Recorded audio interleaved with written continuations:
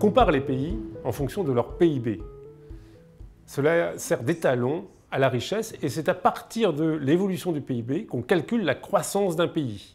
Quand on indique qu'un pays est en récession, cela signifie que son PIB a diminué durant 2 trimestres consécutifs. Au deuxième trimestre 2013, la France a connu une croissance de son PIB de 0,5%, lui permettant de sortir de la récession. Mais derrière ces 3 lettres PIB, qu'est-ce qu'il y a? Eh bien, le PIB, c'est la somme des valeurs ajoutées, produites donc par l'ensemble des secteurs d'activité, l'industrie, l'agriculture, les services, auxquels on ajoute les impôts, on élimine les subventions. Donc ça, c'est un premier mode de calcul. On peut également arriver donc au même résultat, avec les mêmes chiffres, en faisant la somme des emplois donc, intérieurs, la consommation finale, l'investissement, et en faisant la différence importation-exportation, on arrive au même résultat qu'avec le premier mode de calcul.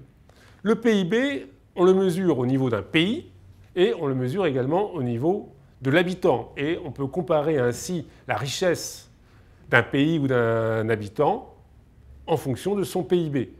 Certains contestent en fait le recours à ces 3 lettres, à ce sigle et à son contenu pour les raisons suivantes. C'est que souvent, quand par exemple il y a de la pollution, les activités polluantes vont créer de la richesse au terme du PIB. Or, évidemment, cela dégrade l'environnement. De même, quand il y a une catastrophe naturelle et qu'on reconstruit ce qui a été détruit, cela crée du PIB, cela crée de la croissance. Or, évidemment, on a remplacé ce qui avait été détruit.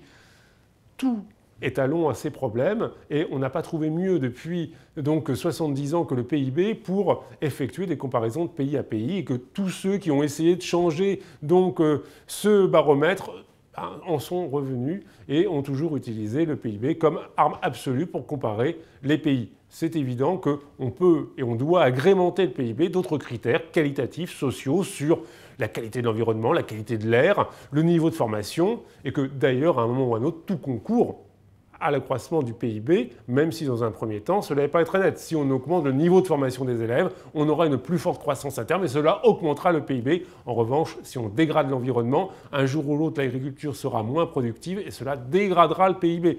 Donc, certes, l'indicateur n'est pas parfait, il est contesté depuis très longtemps par de très nombreux spécialistes. Néanmoins, à défaut de mieux, on l'utilisera quand même encore pendant de nombreuses années.